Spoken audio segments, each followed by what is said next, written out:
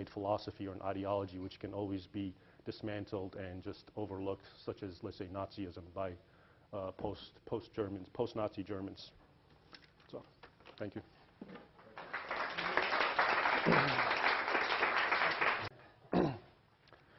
Okay, thank you, Dr. Dabashi. I'm going to keep my remarks essentially in response to a lot of what he said, a lot of which is plausible and much of which I agree with.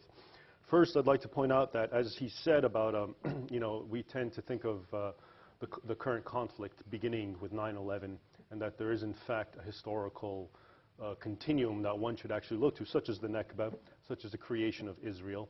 But then that leads to the question, where does one stop? Where do we stop looking at history, and where do we actually start looking at the now? Now, I'm actually saying the opposite.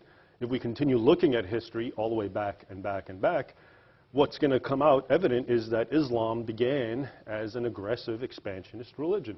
Let's not forget that for whatever logic that Israel can come up with for taking that land, let's not forget that that land was taken by force, by violent force, from the Christian Byzantine Empire, from Muslims. So, in other words, where does the historical argument stop? Much of the land, I'm a Coptic Egyptian. The Copts are the original inhabitants of Egypt who were Christian. To me, in many ways, to say the Palestinians, they have a very great right to Israel and to to that land, fine. But then is it not similar to me saying, well, I'm a Coptic Christian, my people were in Egypt 1400 years before Islam, therefore I expect all the Muslims to get out. Now, a lot of people would laugh at that and tell me that's not very realistic. So the question is, where do we draw that line? Or how about every single person living in the United States of America, unless you're not a Native American, you should also ship out? So where does it end, in other words? That's just one thing to keep in mind, and also with that, to keep in mind that lots of the aggression began, again, as I said, with the Islamic conquests. Every single country, except for those countries on the periphery of the Islamic world, such as Indonesia and maybe Somalia, were taken by force and conquest. So I've always found it very difficult to try to, concede to the Islamic world land, thinking that it's rightfully theirs, when at the same time, so much of the land was taken by bloody force from non-Muslims. So that's just one point. Dr. Dabashi mentioned the illegal invasion of Iraq. I agree. It is an illegal invasion. But then again, Iraq, was part of Mesopotamia, it was part of the Persian Empire, and it was illegally invaded by Muhammad's followers, and it was conquered by bloodshed and annexed into the Islamic Empire. So if we really want to make a historical argument, we need to keep this in mind.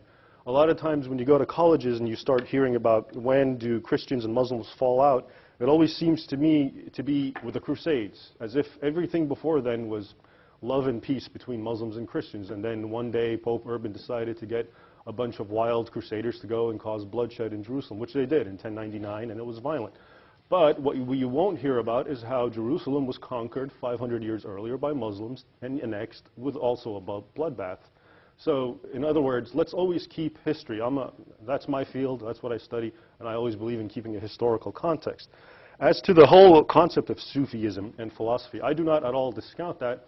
And I think in the Islamic civilization and the evolution of Islam throughout the Middle Ages, there were many great things, as I indicated earlier. And I think Sufism was one of those things. But again, Sufism amounts to, last time I checked, maybe a couple % of the Islamic world. And to a lot of Sunnis, a Sufi is actually a heretic that you wouldn't even consider a Muslim, because they're not living, again, according to those black and white laws that have been articulated by the schools of Islamic jurisprudence.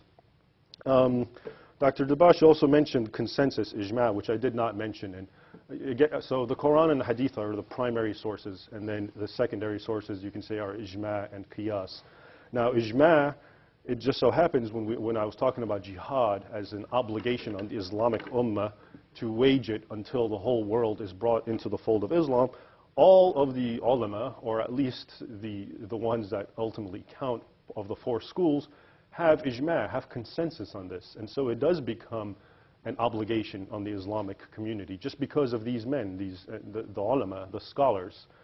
There was one school, Awza'i, who was one of the first schools of thought, but he didn't necessarily believe in this, but he was subsumed eventually by the other four schools, and all four of them agreed to it. So you have the Quran being interpreted by the ulama as meaning jihad against infidelity until the world is conquered. You have the hadith with some very straightforward comments. And now you have the ulama, and there's consensus about it.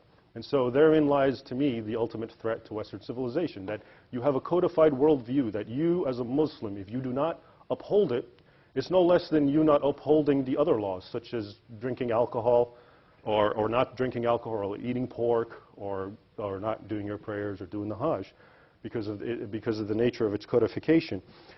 And now, this issue of Sufism and philosophy, as much as there are good things and things that I would support, the problem that we're contending right now is Salafiyya. And Salafiyya, in many ways, it's a lot of people will present it as some sort of aberrant Islamic movement that, or Wahhabism, that has hijacked Islam and made it ultra-militant, ultra-violent, this and that.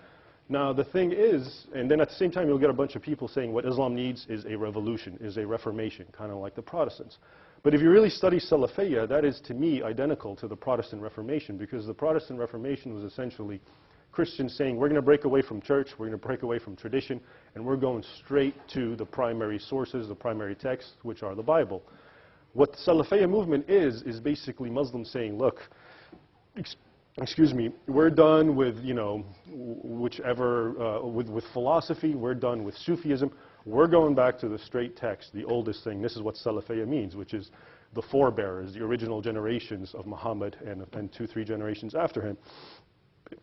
And when you do that, and you start studying the life of Muhammad and following the Sunnah and everything he did, literally, you know, I'm sorry to say it, and I'm not trying to be offensive to any Muslim, but Muhammad led a very violent lifestyle, and he was a warlord, and that's the bottom line. Like I said earlier, he had women, you know, I'll give you one anecdote that is considered authentic. One woman who was about 100 years old, her name was Khirfa, who was a poet, made fun of Muhammad. Muhammad had 2 assassins go tie her legs to 2 different camels, draw them in different directions, and split her apart. Now, we can sit back and say that's not true, that's spurious, but the fact is it's in Islam's canonical text, and a lot of Muslims will believe it, and a lot of Muslims will say this is what our Prophet did, this is how we're also going to deal with problems.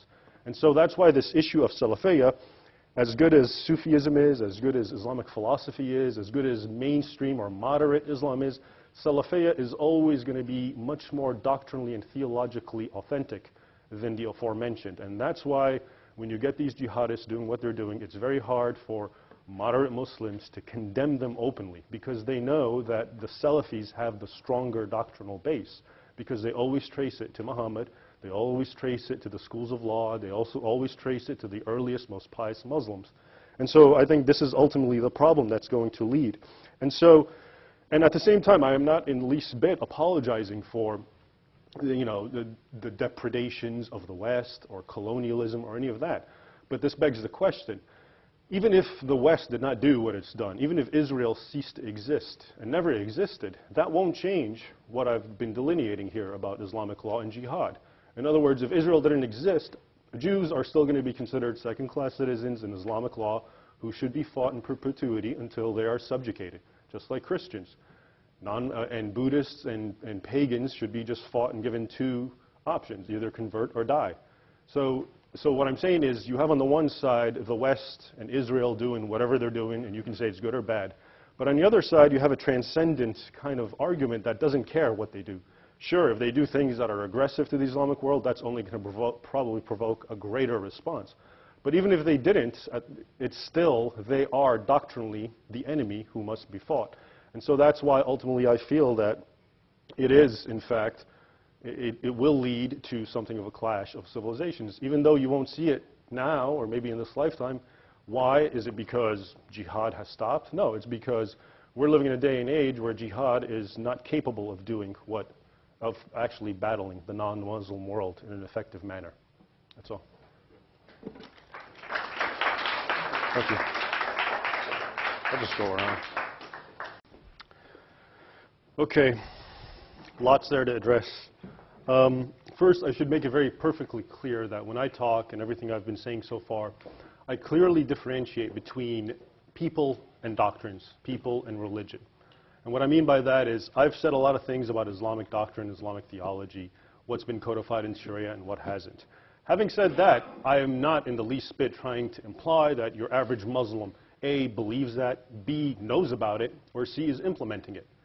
So I'm trying to make a very fine line between what is being taught in the Orthodox schools and what Muslims as subjective human beings do. Some know about it, some don't, some care, some don't care. So, I mean, that's an important point to clarify here. The other thing is, you know, the Crusades came up. And I'd like to actually address that briefly because I think it's very important.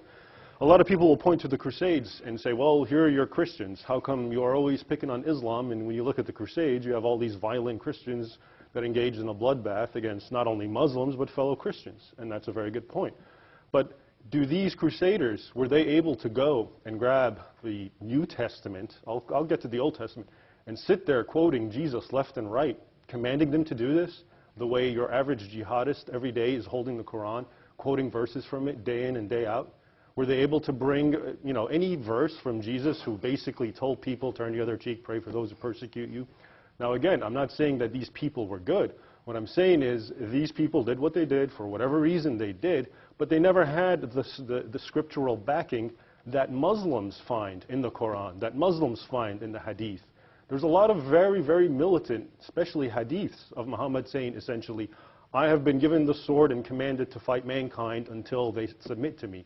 Now, if you're a Muslim and you believe you're going to follow the Sunnah, and this is what the Prophet Muhammad says, that's going to be very different than being a Christian and wanting to be a militant, and the best you can come up with is Jesus telling you turn the other cheek. So again, you can see here there's a separation between what humans, Christians or Muslims or anyone else do, whether it's good or bad, and B, what the religions teach, okay? And having said that, the point was also brought that, you know, there's this total irrational fear of Islam. Well, I have a simple question. Why? Why? Why aren't people terrified of Hinduism? Why aren't people terrified of Buddhism? Why is it always Islam that has to talk about? I just saw recently a new Muslim station dedicated to clarifying itself to non-Muslims. I've never seen a Christian station that had to do that, or a Jewish one, or a Buddhist one, or a Hindu one. Why is it always Islam that people, A, fear, and that's always being perpetually depicted as the everlasting misunderstood religion, not only by non-Muslims apparently, but by Muslims themselves who are committing all sorts of acts of violence in the name of Islam? And that's another thing to keep in mind. I don't see some wild mass movement of Hindus evoking Hindu scripture and doing a quote-unquote jihad. I don't see Christians doing that right now. Now, again, I'm not saying Christians are better people. People are people. But again, can they find the scriptural support that Muslims can find? Okay? Also, the point was raised that we have to be more nuanced. We have to actually think about more important things, like the environment. I agree. I have no problem with that.